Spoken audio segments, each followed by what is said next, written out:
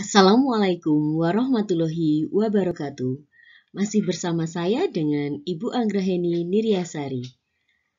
Pada pembelajaran hari ini kita akan mendemonstrasikan praktikum faktor-faktor yang mempengaruhi laju reaksi.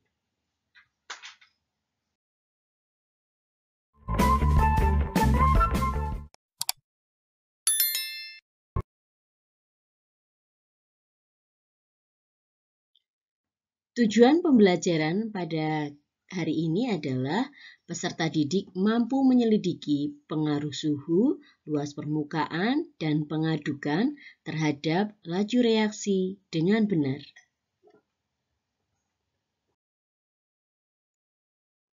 Praktikum yang pertama adalah pengaruh suhu terhadap laju reaksi. Praktikum yang pertama itu kita akan menentukan laju reaksi ketika dia dipengaruhi oleh suhu. Bisa dilihat yang pertama itu suhu ketika 51 derajat ya. Air pada saat suhu 51 derajat, kemudian yang di samping ini dia 24 derajat Celcius ya. Nah, kita akan coba menggunakan bahannya itu redoxon gitu ya. Kemudian alat yang kita gunakan termometer, beker gelas, kemudian stopwatch. Nah, kita coba ketika ini saya masukkan, ini harus bersamaan ya.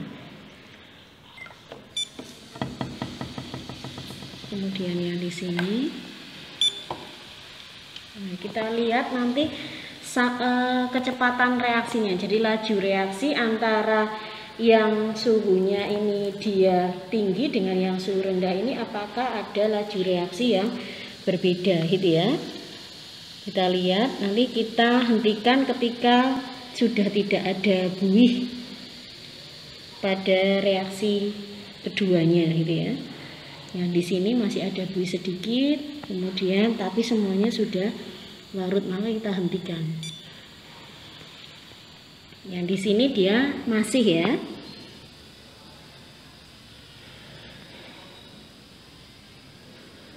Kita lihat masih sedikit.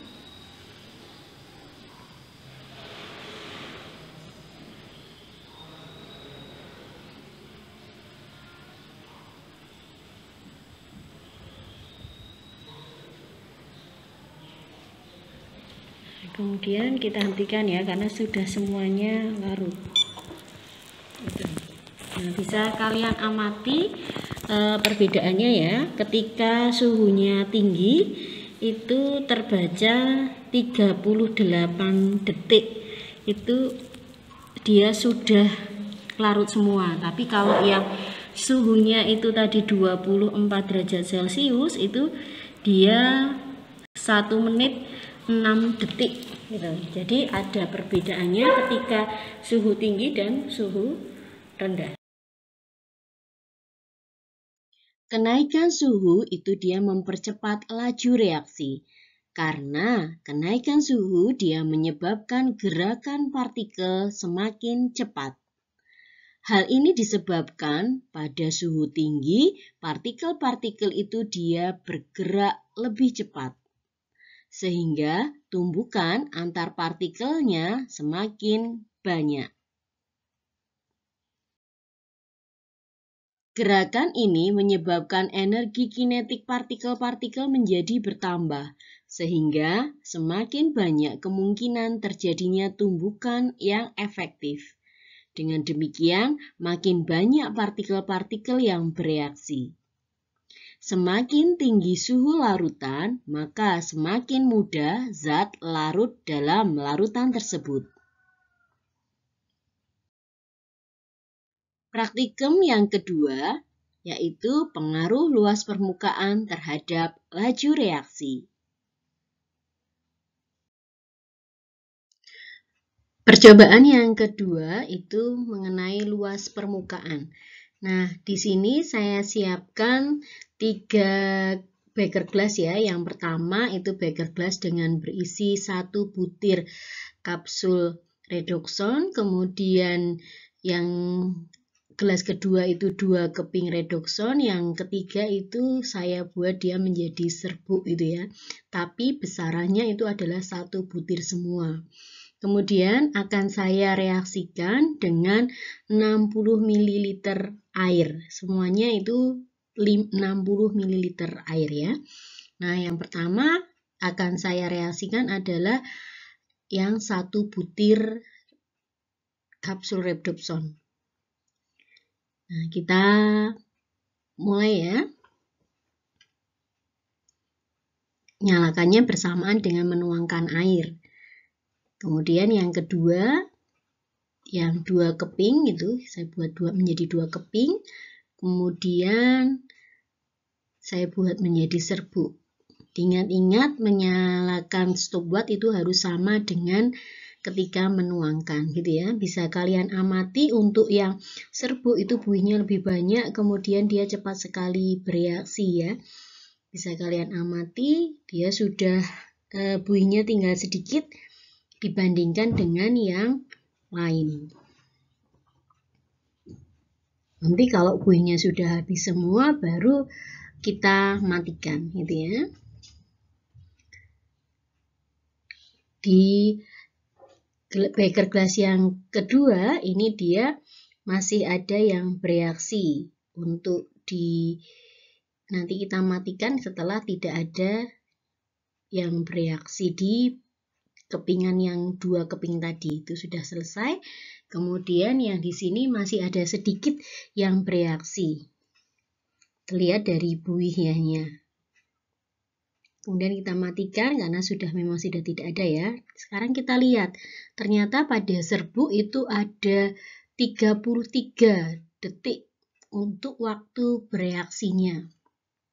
Sedang di gelas kedua itu sekitar 55 detik untuk bereaksi, dan di gelas yang pertama itu 1 menit 14 detik untuk dia bereaksi. Nah, ini menandakan bahwa luas permukaan ini dia mempengaruhi laju reaksi gitu ya. Bisa dilihat bahwa laju reaksi itu sama dengan seperti.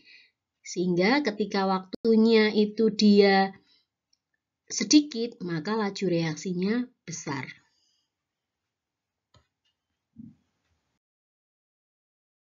Luas permukaan bidang sentuh, dia memiliki peranan yang sangat penting, sehingga menyebabkan laju reaksi semakin cepat atau semakin besar.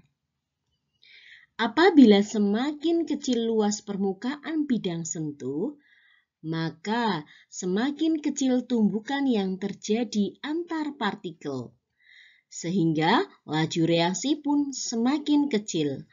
Perlu kalian ingat bahwa laju reaksi itu adalah sama dengan seperti. Artinya apa? Ketika laju reaksinya besar, maka waktu yang digunakan suatu zat untuk bereaksi itu dia waktunya semakin kecil. Praktikum yang ketiga adalah pengaruh pengadukan terhadap laju reaksi. Cobaan yang ketiga itu adalah praktikum tentang laju reaksi yang dipengaruhi oleh pengadukan gitu ya. Nah, ini saya buat dia menjadi setengah keping. Kemudian nanti yang akan saya lakukan ini sudah sama ya, suhu volumenya 60 ml, ini juga 60 ml. Cuma nanti yang di sini tanpa pengadukan, yang sini nanti saya akan melakukan pengadukan. Jadi berapa laju reaksinya ketika yang diaduk dan yang tidak diaduk. Kita mulai dari yang tidak saya aduk terlebih dahulu ya. Bentar, ini tadi belum.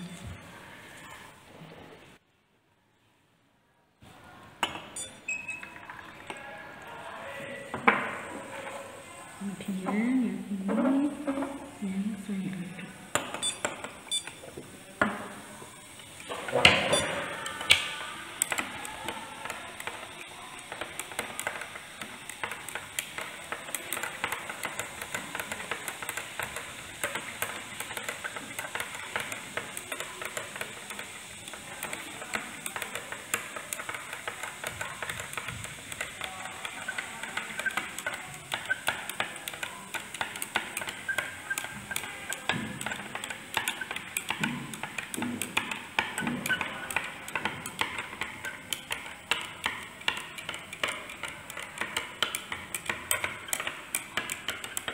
Ini sudah tidak ada, saya matikan. Kemudian ya ini masih ada ya. Nah, ini sekarang sudah habis. Nah, bisa kalian amati kalau yang perbedaan waktunya, kalau yang laju reaksinya itu dia tadi saya aduk, laju reaksinya itu 41 detik.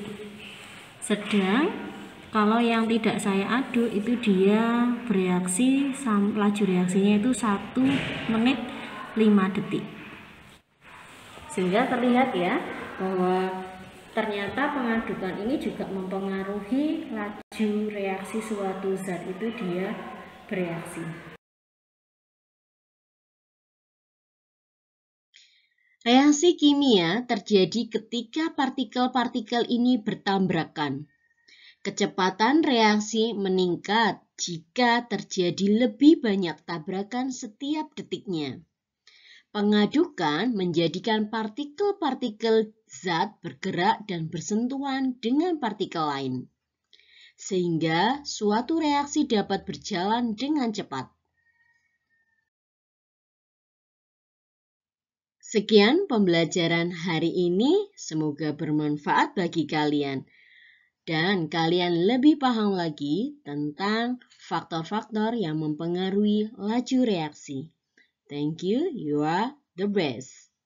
Wassalamualaikum warahmatullahi wabarakatuh.